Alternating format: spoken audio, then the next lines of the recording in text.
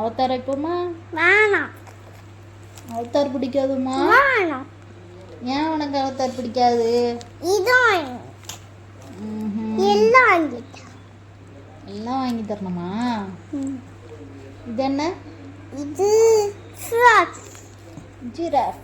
இது இது புலி. இது டானா. இது இது குச்சிக்குடி. குதிரை. அடி குதிரை.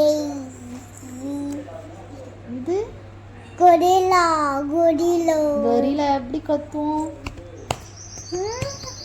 சிங்கம் எப்படி கத்தும்?